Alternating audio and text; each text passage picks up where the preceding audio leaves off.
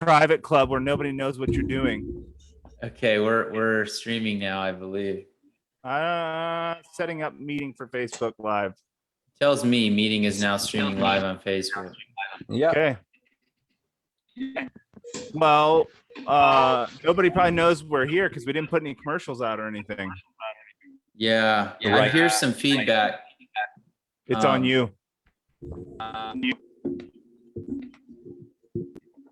What do you mean it's on me? I feel like someone is playing the live stream. Now, talk once. Someone talk. Hello, check 1 2 DKP back again. Okay, I don't hear feedback anymore. That was weird. All right. Well, we are back. Why don't you MC, Titus? I'll put a commercial on the pages. Okay, sounds good. Well, we've taken a break, and I've detoxed from the Dank Kingdom for a while. It got to be a little much for me. But I thought to myself, I need to talk to these three guys again because that was always a good time. So here we are. Yeah, we missed it. That's the extent of my emceeing. Ja, where have you been? Are you still stalking the Dank Kingdom, or are you just totally spending all your time on MeWe? Not very much.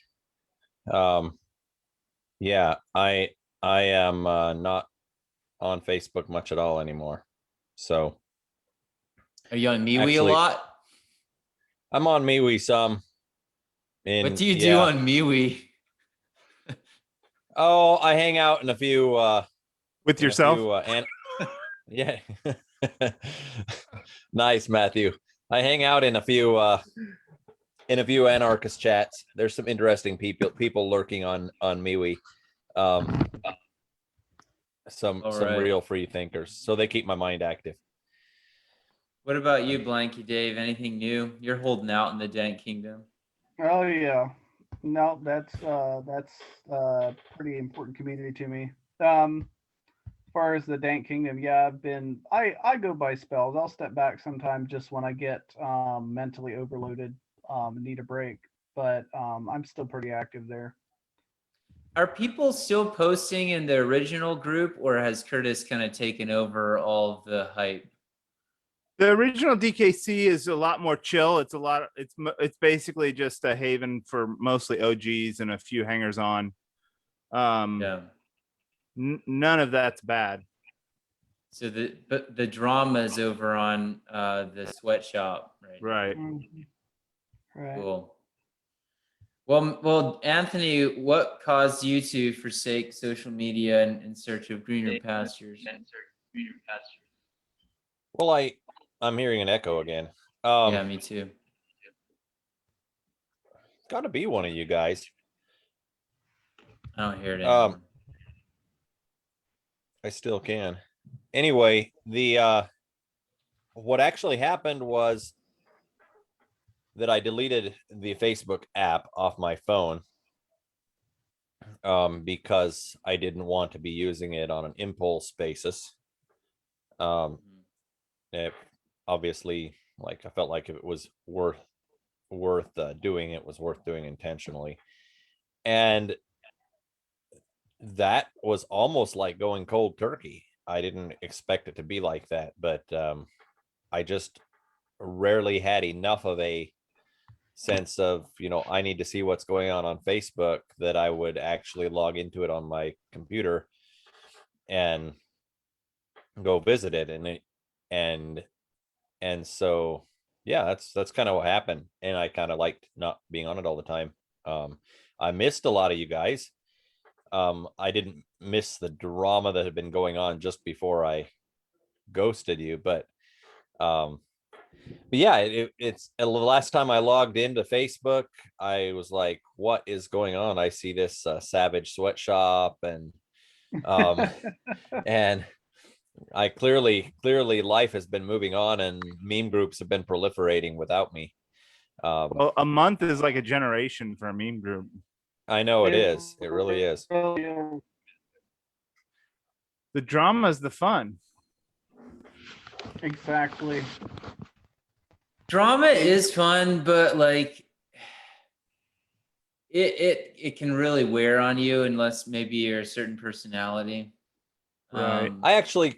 I get a kick out of it, but it also, like, to keep up with it, if you're doing a lot of trollish stuff online, even if it's justifiable, you have to make sure that your time in real life with the people you live with is being spent well. And so that was a thing for me, and Mhm. I feel like I'm doing better on that. So did you just delete the app and stop engaging because you didn't want to compulsively look at your phone and don't really have any really deep ideological opposition to it, or do you have a case to make tonight? Oh, well, you know what I think about Facebook. I was only there because my friends were there, which is exactly how they maintain their stranglehold on people's social media lives. But because, like, 85% of the people maybe that I know that are on Facebook hate Facebook. Like, they have terrible customer satisfaction. But well, they have great customer satisfaction, but you're not the customer. So that's like they're hijacking you and selling your attention. So yeah, I don't like using it. So I'm really happy not to be on there, in the sense that, like, I'm not happy to be away from people that I interacted with there, but I'm happy not to have their like their advertising network wired into my neurons. You know, it's a good break. I don't know who hates Facebook. That's like, I don't know. Why would you hate Facebook? Like, that's like hating Amazon or McDonald's or the local I hate Italian McDonald's, restaurant. and I don't like Yeah, Italian food. Like, if you don't like the food at McDonald's, don't eat at McDonald's. But why would you see McDonald's as like some kind of mortal enemy? Like, that don't make no sense to me. Because much of the stuff that we've spent the last, the previous season of this podcast arguing about or discussing, that's like society going crazy, like our collective sense making completely collapsing, is a direct result of a combination of factors, of which a really big part is the way that these social networks are built. And they are not, and there's no way to fix them with the business model they have. There's no way they can do anything but what they do, and there's nobody that can stop them except the users by getting off. I don't know that I don't know that I buy that. I mean, I certainly buy the business aspect of social media. That's apparent. They have profit margins. We can read their profit reports, but so does every other thing that I use. So does Apple, so does Walmart, so does, I mean, everything in my life is a commercial enterprise. And it makes no more sense for me to take some moral exception to social media than it does to take a moral exception to Verizon or National Grid, my power company. Like, they're all making profits and they're all providing a service. Like, did you understand me to say that I think people should not make a profit on services? Because that was not my argument. What people hate about Facebook. So let me interject not here. That they make a profit. Not at all that they make a profit. So let me interject here, because we were talking about this, Matthew, and I asked you the question, what other explanation do you have for the way the United States is so divided? And you gave a bunch of historical examples of other times when America and other nations were divided and fell when social media was not present. So I understand that, but in each of those instances, if you're a good historian, you can look back and perhaps find why those nations divided and fell. There is a cause generally.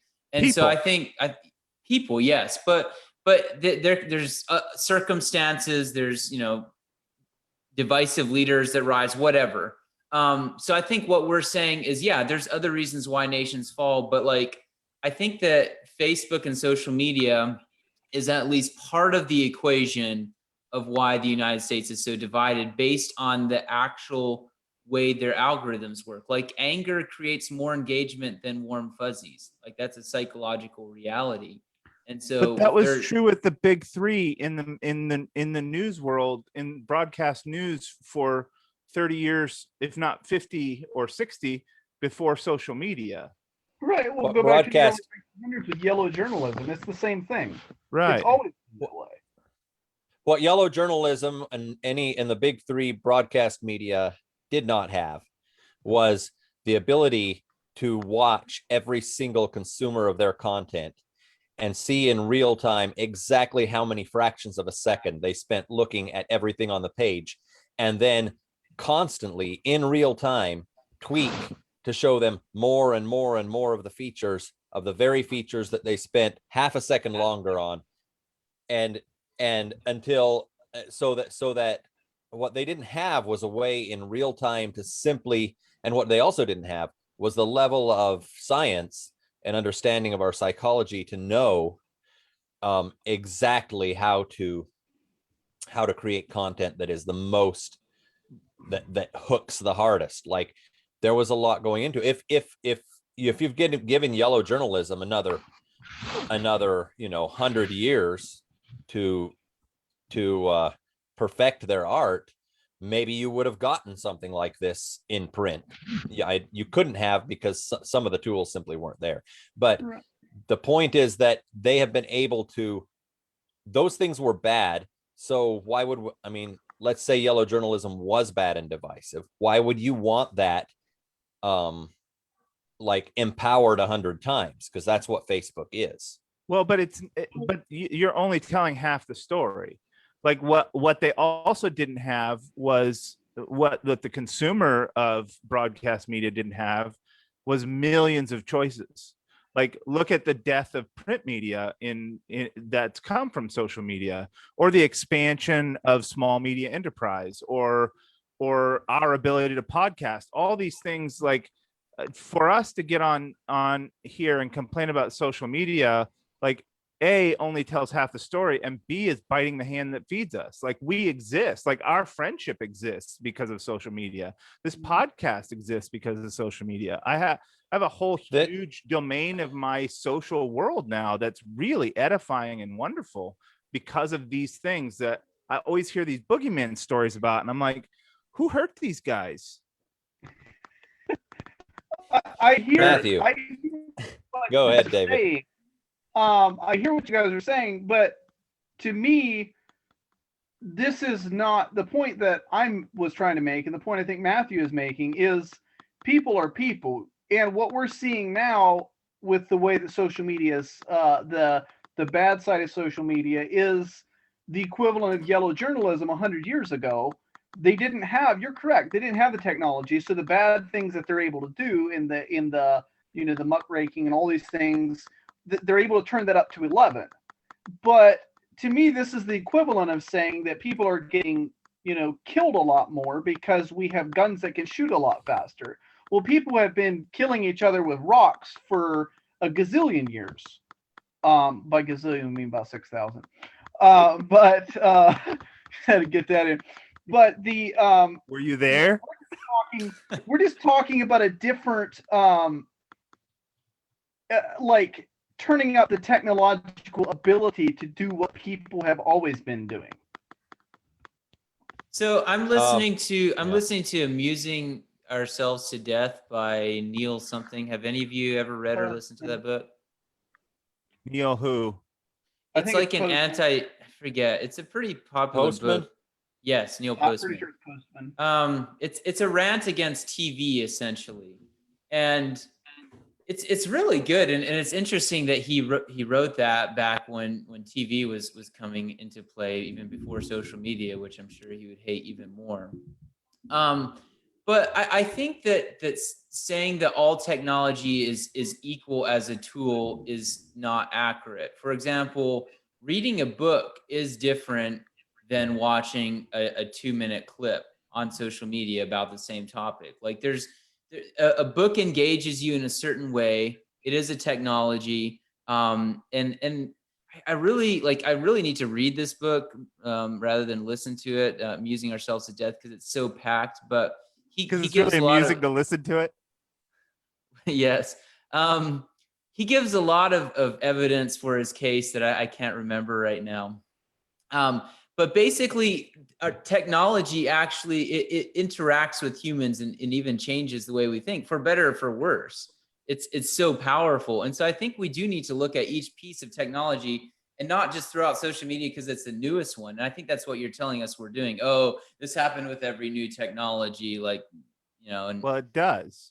Yeah, So the critique isn't that all technology is the same. The critique is the anti-technology arguments are all the same. That the same case that's being made against social media has been made against every other form of technology in my lifetime and in most of the modern world. I mean, we were going to die if trains went faster than 30 miles an hour. Like, this is just how humans are.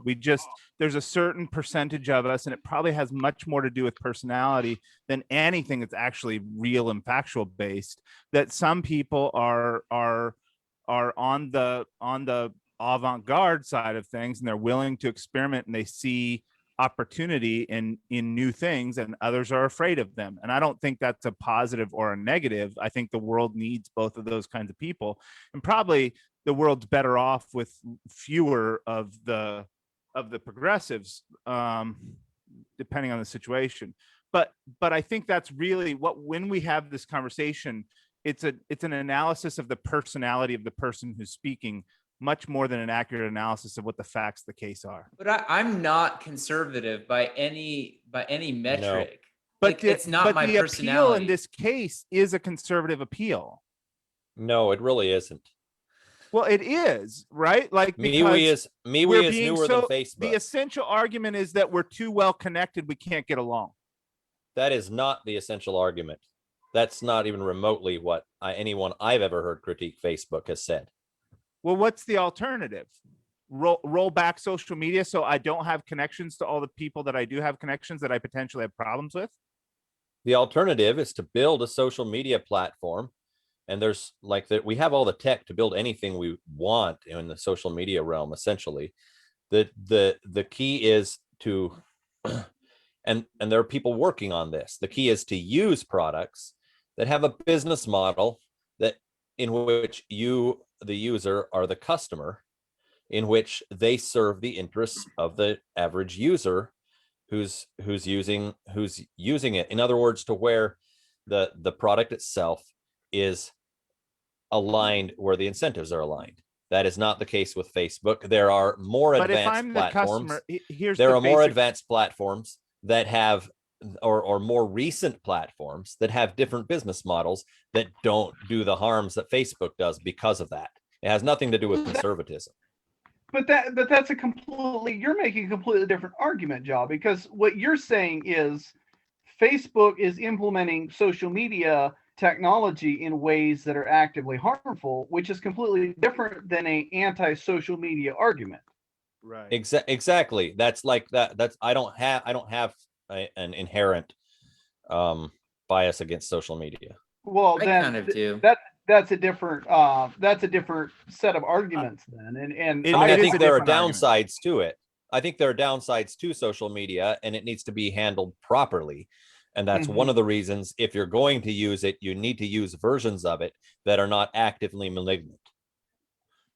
But I think that what feels a little Pollyannic about that is that if the problem with Facebook is that I'm being as the product of the service, my engagement in the platform is the commodity.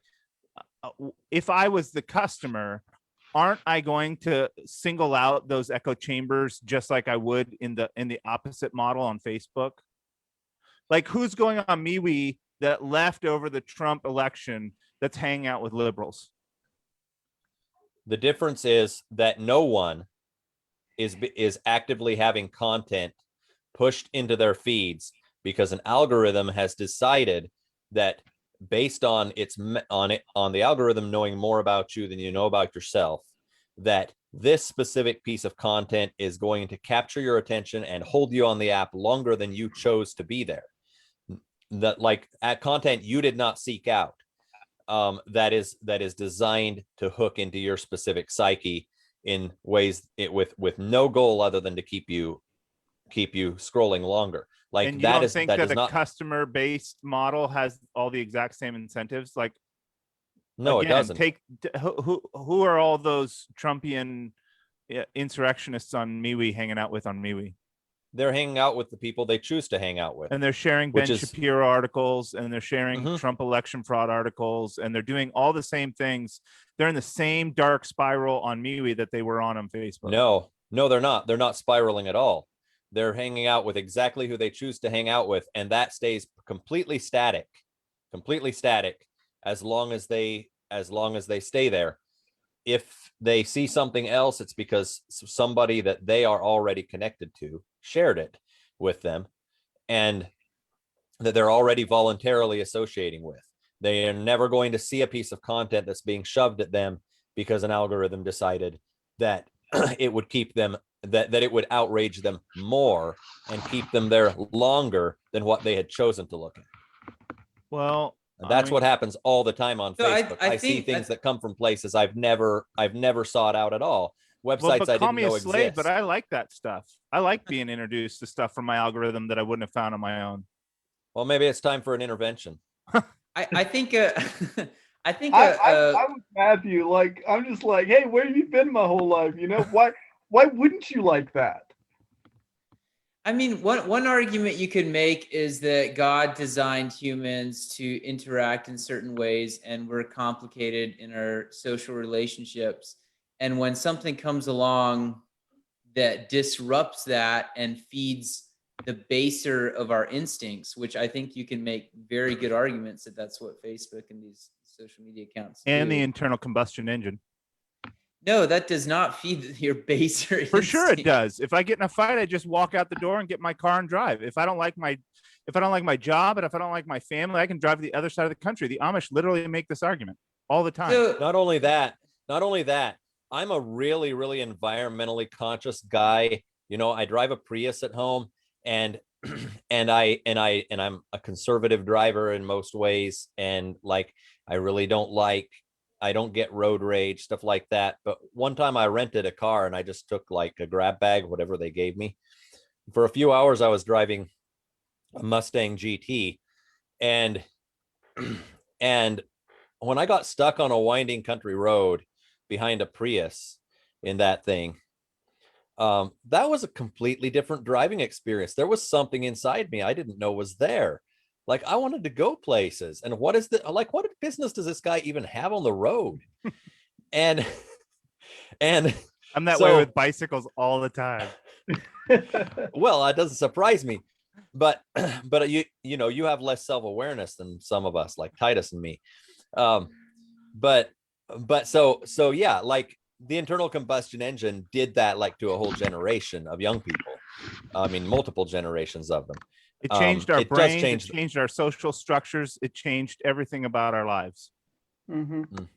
So, Matthew, I think that the better way to have this discussion would be to just address the actual arguments we're making rather than saying, oh, the same argument was made for everything and eventually everyone accepts it. Like that, it's kind of like the boy who cried wolf situation. So eventually when the wolf came, everyone actually did get in trouble. It's not actually a sound argument to just say, oh, this argument's been made a million other times. Like, you have to still, I think, deal with the argument on its own merits, because I think you would agree that different forms of technology are different. Unless you're prepared to sit here and make the argument that every form of technology is amoral and either Yes. can be used equally for good or bad purposes, including nuclear bombs and stem cell research and everything. And unless you're prepared to make that argument, I am. need to deal specifically with this conversation only and not like keep bringing in all the history. I think that I'm pretty close to that argument. Yeah. Like nuclear power, like nuclear fission has done way more good to power people's homes than bombs that have blown up. France is almost, Literally I think, like every 3/5 bit of their of power power is from that nuclear. and- Well, everything the Earth. And it also everything the enhances Earth their power well needs water. is- What, So Dave? Go ahead, Dave. Everything on the Earth is powered by nuclear fusion.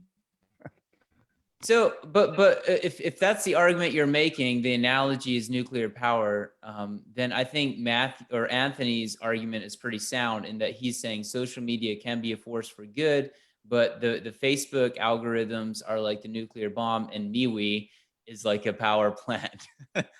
There is I great. think that's a much better conversation to have than Mhm. why I always recoil against the anti-social media narrative is because it always sounds like cranky conservatives who just don't like the world as it is. And I feel like the anti-social media perspective is built off of the same logic as the anti-electricity perspective of the Amish, like, or the anti-internet perspective of the conservative Mennonites. Like, it's the same argument in different clothes. And the reason I think that's a valid argument against that argument is because it has the same effect.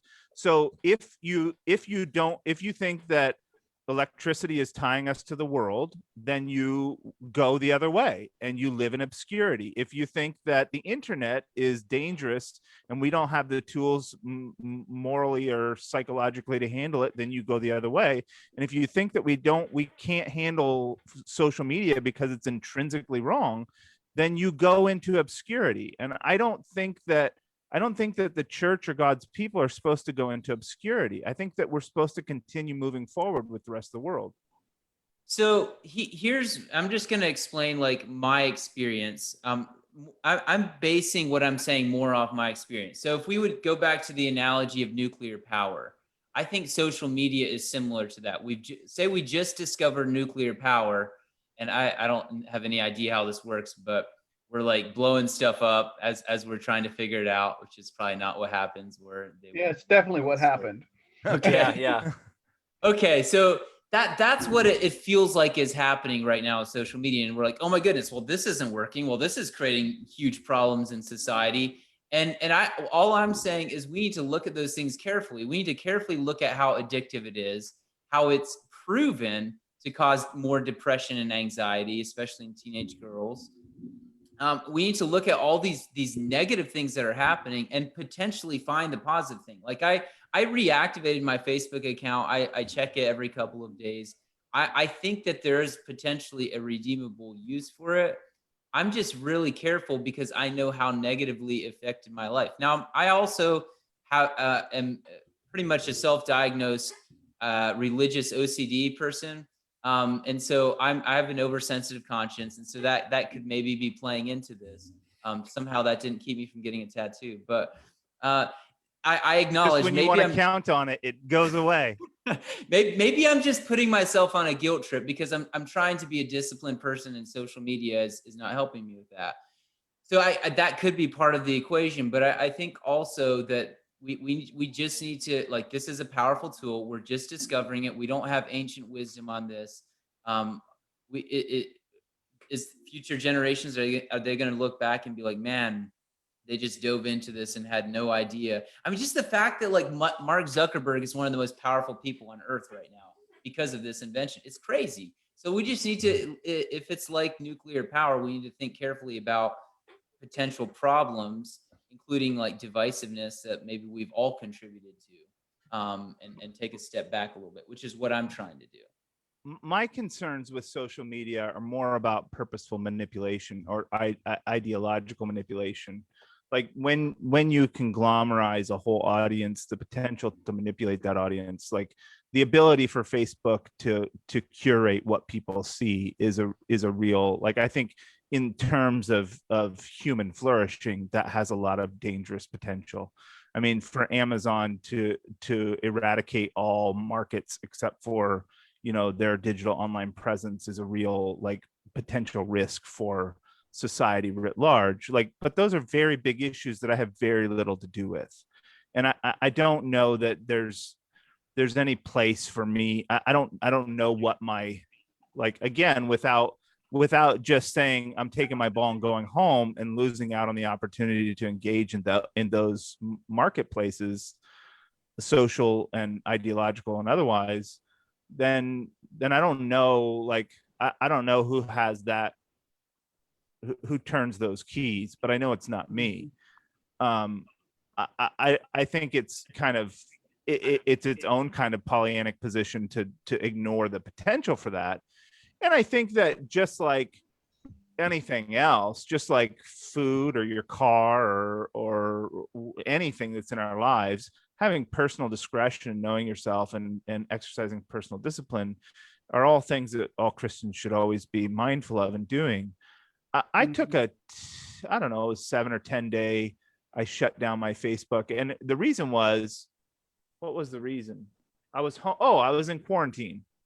And I was like, if I stay, because there was a bunch of drama going on, and I was like, man, if I don't shut this down, I have a bunch of stuff I got to do. And if I'm just sitting in my office quarantined, I'm just going to waste all my time on the chats and on Facebook. So I told everybody, hey, I'm going to shut it down for a week here. And I was shockingly disappointed with the results. I ended Just up like someone coming off drugs and Yep. This I'm is not the shockingly experience they disappointed. told me about. I didn't feel enlightened. I didn't feel productive. I just felt like I You never wasted do. just as much time in a less entertaining way. There you go. Yes. Sounds like That's coming exactly how it is, Matthew. It gets better after 6 months. Well, I'm not so sure. Teen Challenge can help you with that. I feel like I want to circle back just a little bit to respond to your argument, Titus, that you have to accept the argument on its merits rather than saying this is, like you said, this is the same argument. Because one thing that happens from the perspective of people that are making that argument, they make the argument based on human nature. And human nature is such that this new technology is going to blah, blah, blah, blah, because humans are built this way.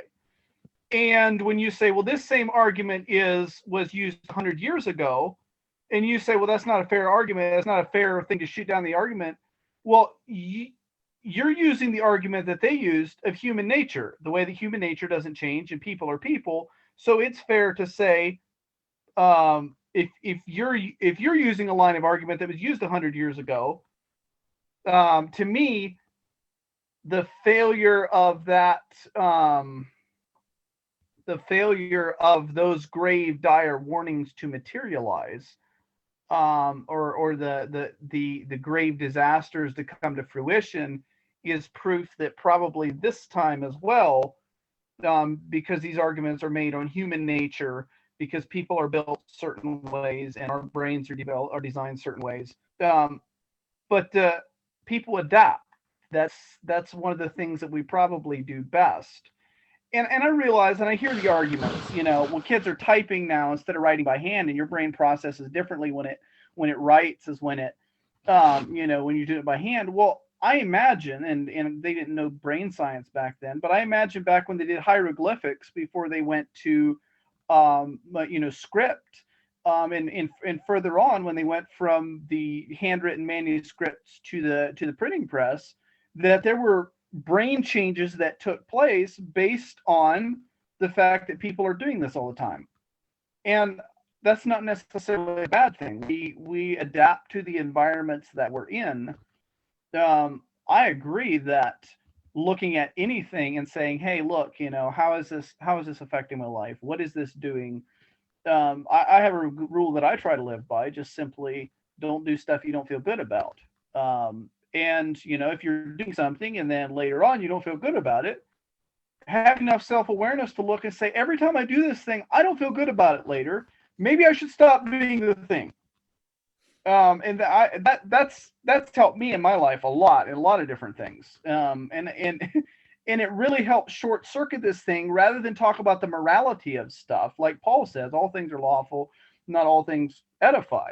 We can sit here and talk all day about morality and what's the moral undergirdings of our position. But at the end of the day, if it's not helping you, if it's not building you up, later on you're not feeling good about it, you should probably not do it.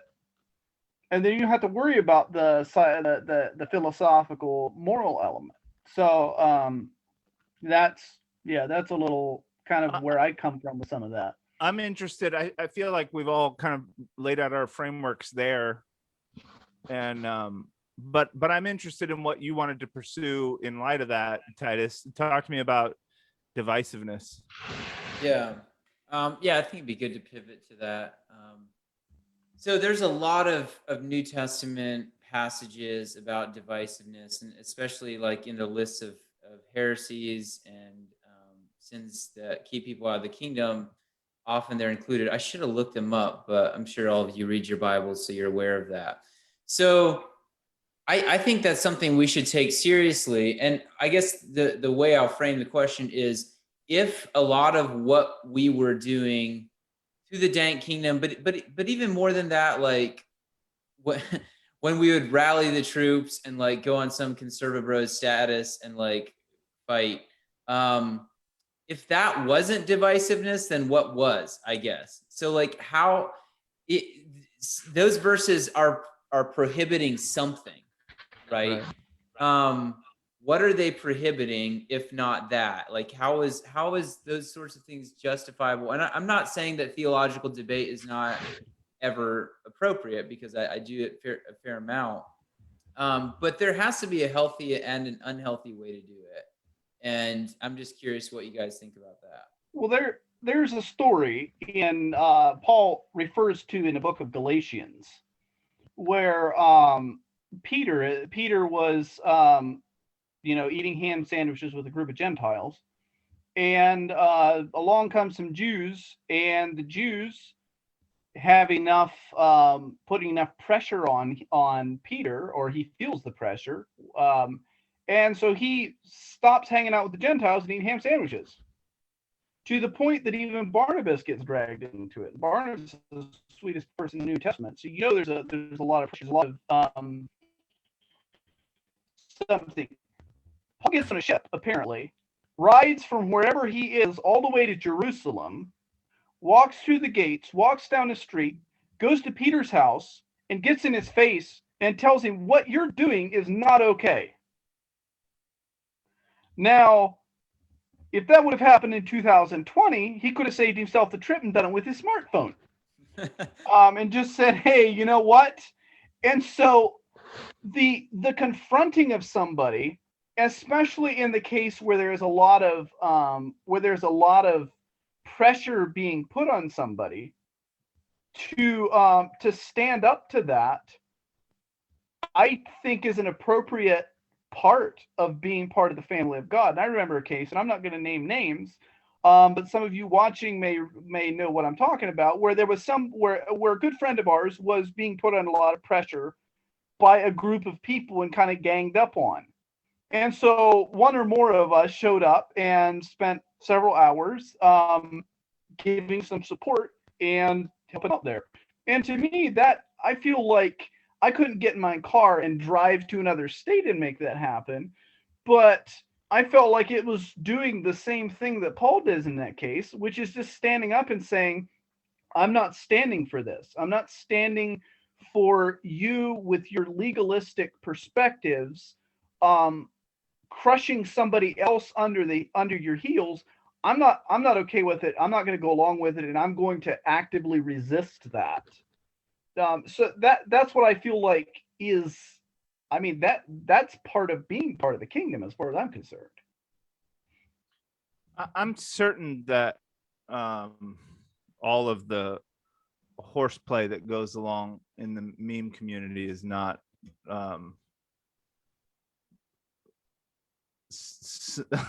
sanctioned activities. Like I wouldn't want to make a blank check for all of the humor and trolling that goes on in the meme community.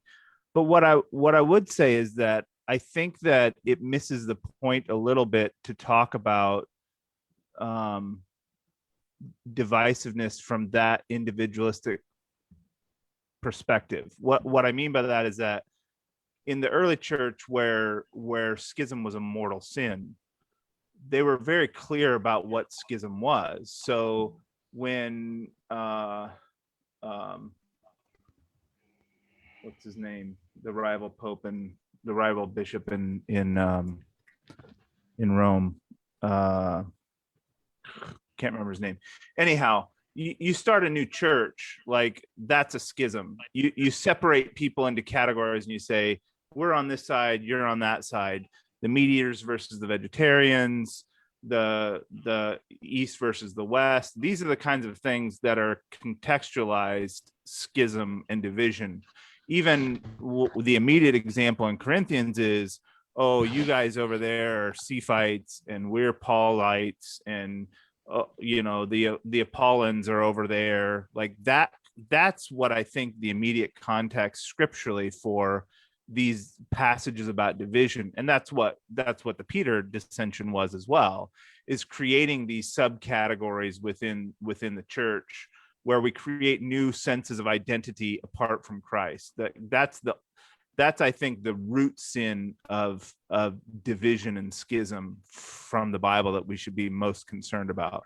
Having an interpersonal conflict, I don't think is the main target of those texts. I'm not saying that interpersonal conflict is good. There's other scriptural ways to remedy interpersonal conflict. I'm just saying I don't think that's what those passages are worried about. I think that's fair. I think it's a little bit apples to oranges to compare what Paul and Peter did, or what Paul did to Peter? Yeah. With what goes on in the comment sections, because they had a relationship. It was like there's a lot at stake. But I can see how you're comparing them, I guess. I did want to make one more point, and that's that this came up. I think Sky Jachani said this on the Holy Post podcast, but this idea of using strong language. I think there's a couple of things that fall into kind of a similar bucket. One is kind of using strong language to rebuke your ideological opponents. Like Jesus called people snakes. Paul said that he wishes people would emasculate themselves. Like throughout scripture, we do see this occasionally. Mm-hmm. And then we also see mockery used occasionally. Elijah with the prophets of Baal, and even in the New Testament as well. And we see Jesus clearing out a temple, right? So there's kind of these examples of this harshness. But I think it takes, and this is what Sky said, I think it takes a lot of maturity to be able to use those tools redemptively. And I think if you are using them redemptively, you probably won't need to defend it. It'll just come out of that maturity, and it'll be obvious that it was used appropriately. So I think when people use like these rare examples, I think they are outliers, they're anomalies, these examples of people using these tools of mockery or harsh language. The rule is the fruits of the Spirit: love, joy, peace, and especially kindness. So if that's the rule, then mockery and harsh language should be outliers. And I think that they should only be employed very carefully and under a great deal of maturity. I'm not sure that I have enough maturity to do that. I think I've created damage by using those tools. And back to like our original conversation, I think Facebook exacerbates that and brings that out of me even more. Like I would never use the kind of biting sarcasm with like someone who's sitting in my truck working for me, who's not a Christian, who I'm trying to win over, or someone who claims he's a Christian and he's a conservative bro or someone. Now, maybe if I was in public debate with them, I would. And so maybe it's just different context and it is appropriate. I don't know. But yeah, just those are a few of my thoughts on it. I think that there's some personality and gifting differences in all those things. Some people have a higher threshold for their tolerance for using that kind of discourse and receiving it.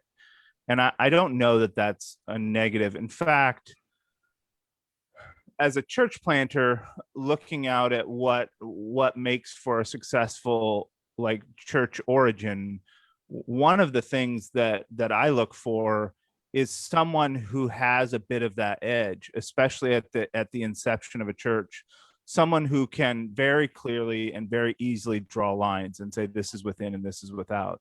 Without those kinds of people, especially the interests that bring around a new work in the Christian community, which are, love for people and a desire to help and, kindness and all these things, without somebody to set lines and to observe them and to encourage the community to. And I think there's several different ways in which the word prophet is used, especially in the New Testament, but even in the Old Testament. There's at least, it's the one universal in the spiritual gifting lists, and those are three very different lists. When you look at Romans 12 and 1 Corinthians 12 and Ephesians 4, prophecy is on all three of them. And I think that my personal opinion is that those three lists are listing very different qualities. And the fact that prophet is on all three of them means that there's kind of a prioritized place for people who can call God's people to faithfulness. And it requires a certain kind of mettle in those people. And I think that I'm inclined to believe, although I don't have any statistical way to verify it, I'm inclined to think that those people are supposed to be a minority. Like they were historically in Israel, but we usually hear from them. Like they're a vocal minority. And I think that those people rub people wrong because there's something built into them that they don't care what people think. Like that's kind of the premise. Like I have a proposition, hopefully it's a truth proposition, and I don't care how you feel about it, you're going to hear it. And I don't mean to say that if you have that kind of gifting, that it's a blank check to be a jerk to everybody. If you want to be effective at using those gifts, you have to learn how to do it in ways that people will hear. But I'm just saying that there's a spectrum of people's giftings, and some of those have a very high threshold for that kind of discourse, and some giftings have a very low threshold for that discourse. And the problem on social media is that outside of the context of an interpersonal relationship, you don't get to observe and notice and respond to all those various capacities and personalities. Yeah. I mean, I'm fine with it. I like if I get it from you, for example, I know you, and so I have context for it, and I don't mind like the way we interact with each other. I'm just concerned about the people who don't get it and who are like turned off by it. And maybe some people are, and I get called out on that issue from time to time. In fact, I just had a conversation with a young woman the other day who reached out to me over some of the Zionism stuff that I've been posting on. And my defense is that, I have protracted discussions with people. I invest time and energy in making the case for it's bad to murder innocent women and children and oppress people in apartheid states and dispossess them from their homes and their land. Like, I think those are generally bad things, but I'm willing to have a discussion because I realize that A, it's complex, and B, there's a lot of ignorance, and C, there's historical concerns that not everybody's mindful of. So I'm willing to engage in those conversations, but when it comes down to just wrestling over ideologies, I'm not afraid to tell people that's sick. Like, it's sick to prefer Israel because of some ideological dispensationalist position to dead women and children. Like, it's literally sick. It's literally an unchristian attitude to have. That offends people. And I don't mind that it offends people. And I also don't mind that everybody doesn't love that I'm willing to offend people over those issues. Like, all of those things are okay. Mm-hmm. Yeah, it's definitely complicated. I'm still trying to work through it all. I definitely had some bad experiences with the church we were part of before we joined Followers of the Way, where I would post something somewhat controversial, and if any of you are watching, hi. But my entire church at the time would like lay into me in the comments, and then all the Dank Kingdom people would come in and argue with them. I was like, huh, this is really odd. All these people on the internet are fighting all my church people. So maybe I just have some trauma from all that. I don't know. Do you feel like those conversations were A, not fruitful, or B, divisive? I think so, but I'm not sure. And I'm willing to grant your point that different people might be called to different things. Like I was telling Drew this recently. I basically have two things I tell the church: pray and make disciples. That's kind of what I come around to. And so I think that's my goal. That's what I want to inject into the church, is the spiritual disciplines and outreach, essentially.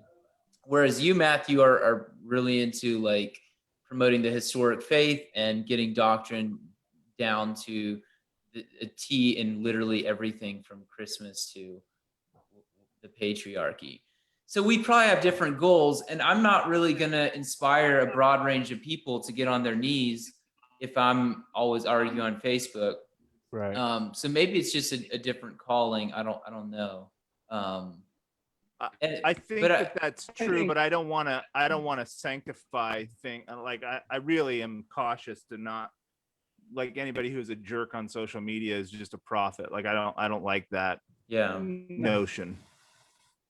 I do think that that it's kind of hilarious to me that some of the same people that are and I'll just use an example. I have seen more and heard more about Pride Month from anti-gay people this month than I have from anybody else. Right. And it's hilarious in a very kind of bitter, sarcastic kind of way, that some of those people that are always bashing Pride Month and bashing the gay community and have plenty to say about it, and that I feel are being offensive, well, they're being offensive because of the truth, are the same people that have an issue with the dank group, with the spirit of the dank groups. And I don't know where you get off at that point, because and the response is, if you say, you guys are being offensive, you guys are saying stuff, you don't have to say it that way. Well, they're just being offensive. The truth is offensive. And that's always the defense. And so, like, it's, to me, it feels like there's, and maybe I'm wrong, but to me, it feels like there's a huge overlap between people that have a problem with people being sarcastic online and also are continually preaching in really offensive, abrasive ways. And so, like, it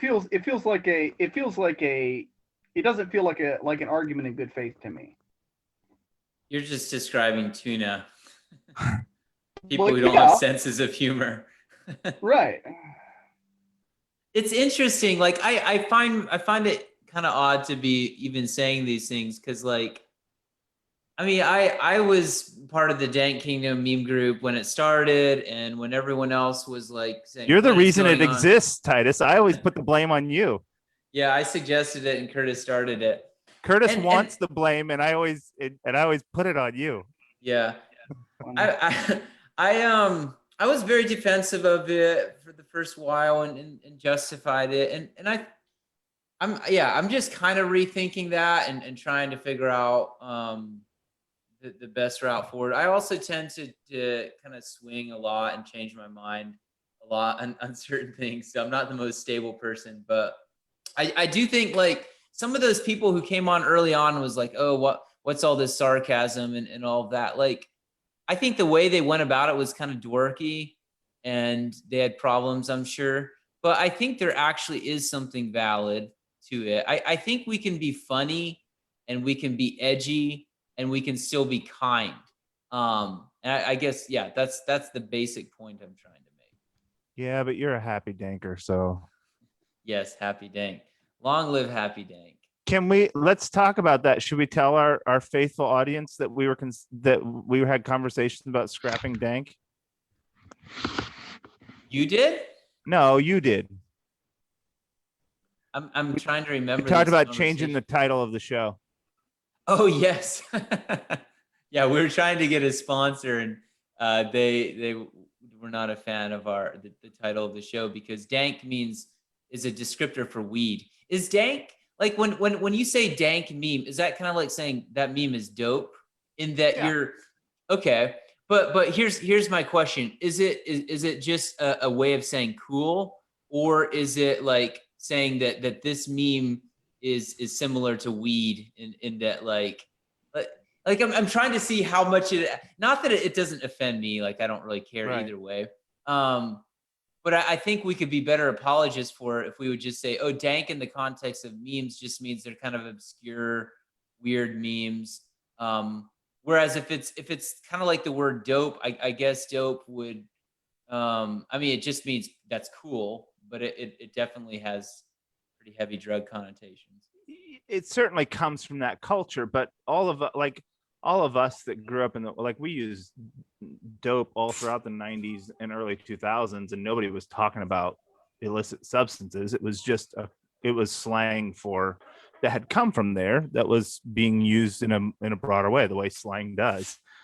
I think that I haven't changed my sentiment any. I don't mind the rub. Like I think it's good to push buttons some places. And again, you can't, if you make your whole life out of that, you'll live a messy life. But you got to be able to push somewhere. And in with humor and online culture and memes, that seems like is as fitting a place as any to push that button. Waiting on you to use the word dope in a Followers the Way sermon. Yeah. It's not a common, that's the thing about slang. It sounds stupid if you use it too late. Yeah. Yes. Anthony, do you have any wise words? I feel like mostly been me and Matthew here with some blankie. You think dank is still worth it, Anthony? Well, I don't know. I mean, I think there was, it's the nature of the medium that there's a rapid evolution. Like it's Right. kind of a weird, hyper, what's the word? A kind of buzzed social experience, in trolley online communities, and so like at the beginning of the Dank Kingdom meme group, we had none of us knew if it was going to go anywhere that amounted to anything. And I remember you saying, not long into it, that you expected it to kind of have a short life and die out. So it's sort of gone through a whole life cycle, become Right. different things at different times for a few months. And yeah, I think it's worth talking about, what is this show? What are we here for? And what is it that the dank, like we talked about in our opening show, what the Dank Kingdom is. I think that some things were actually clarified, and a community identified one another that have certain things in common that are worth acknowledging. And so my main interest is what is it that the Dank Kingdom phenomenon taught us? What did it surface that was useful out of the whole kind of kingdom culture, that was beneficial, that was good for the kingdom of God? And what did it, and to be able to carry that on in whatever way is most effective. And I don't know if the title that we started out with is, that's my question. Is that the most effective way, or isn't it? And because I think there's definitely, like you said, that edginess was part of Christianity to begin with. The fact that there were at least some people within the movement who were able to really create memey presentations of Right.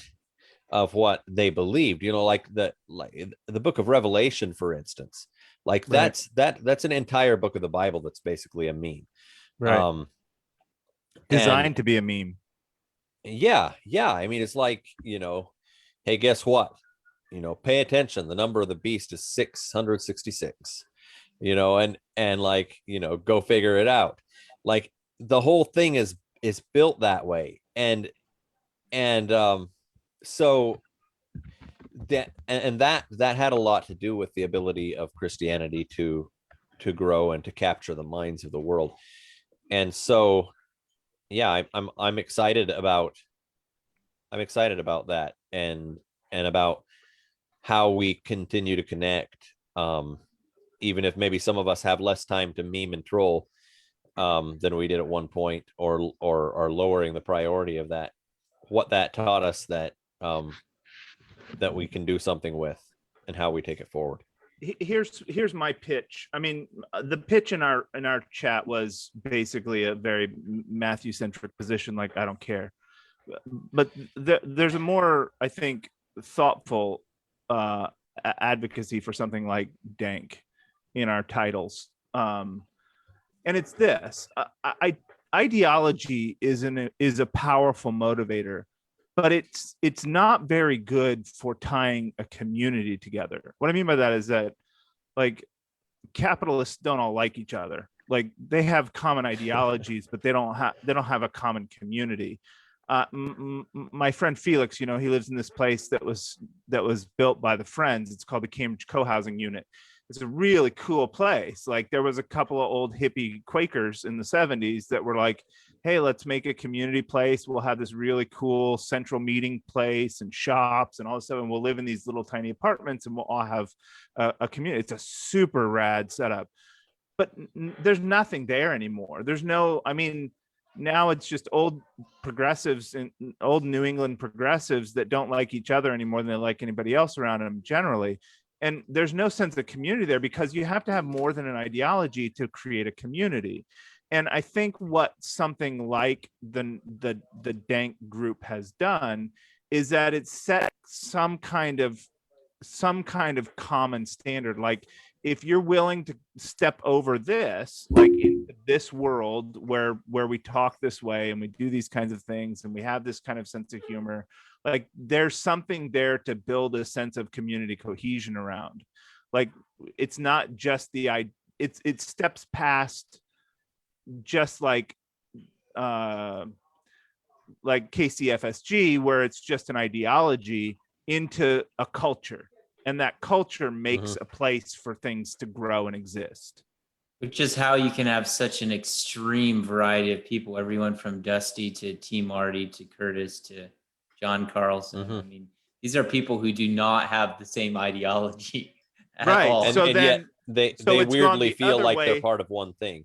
It's gone the other way. The culture is more important than the ideology. Exactly. I think that is very accurate. It's kind of cool. It really is. It's been a tremendous experiment. Yeah. Well, the real question is, how are we going to compete with the sweatshop? Because we don't sweatshop is the latest and greatest, I feel like. That's by design. We want all the trouble over there. Is it part of the plan? Page. We'll keep the farm for fun. Is that part of the plan? Yeah. That's all part of Matthew's plan. It's my adminning responsibilities are much easier these days. Yeah. Are you gonna make me admin on the farm? No. Never. You don't have the chops to be an admin. Yeah, I was an admin on the sweatshop for a bit. I don't know if I still am. Dusty got me in there. It's more an honor than anything else. Well, do we want to talk about our plans for the show going forward, regardless of whether we adjust the title or something? About more features and so on. Yeah, we were hoping to roll out some of those this round, but the software wasn't working. Hopefully in the future, we'll be able to accept live call-ins. So basically, I think there'll just be a button on the screen where you can say join live call, and then you can submit a question or something you want to talk about. And if you're not Curtis, and potentially even if you are Curtis, we'll let you in. And so, yeah, I think that'd be a great way. I mean, we usually have a handful of people who watch these things live, and there's generally a pretty active chat session going on. So if people want to join us and talk to us live, I think we're going to be doing that like maybe in the last half of each show. And we're also just going to be doing this monthly. So does if we do it the third Friday, that's kind of ambiguous. It should be either the first or the last, right? Anyways, we'll announce that later, but we're going to be doing this Fridays once a month. Of course, it'll be on YouTube and podcast as well. Other than that, there's not a lot of improvements except for our icon has changed as you've seen. It's horrible. For the worse. Anthony was really in love with that, but Third Friday. I'm What? just curious. How is the third Friday ambiguous? well, just because it's hard for people to remember, but it probably is fine. It's You can put it easier on to your say that- calendars. Yeah, there you go.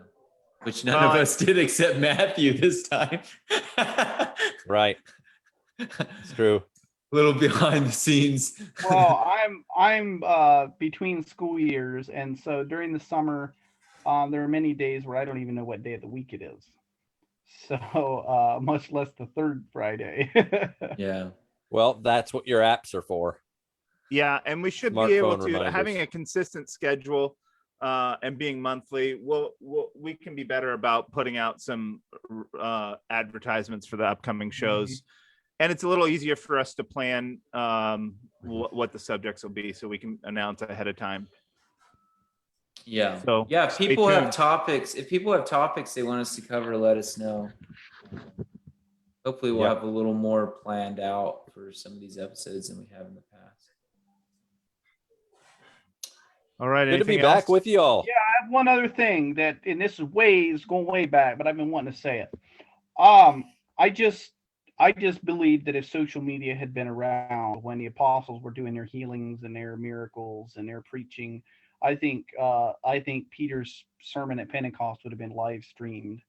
And honestly, I don't think the apostles would have live streamed it on MeWe. They would have live streamed it where as many people as possible could see it, and I think they'd have been glad the algorithm got it to them. So Yeah, then it would have I gotten censored. That's Nobody Yeah. would have seen it. Yeah. Well, no, people would have known it was true because it would have got fact checked. I There you think go. there's a truism behind that, Dave. I think that's probably why I come at this issue the way I do. What I said at the beginning, I think, is true of me as it is of anyone. What we're really analyzing is kind of like a personal trajectory for analyzing these issues.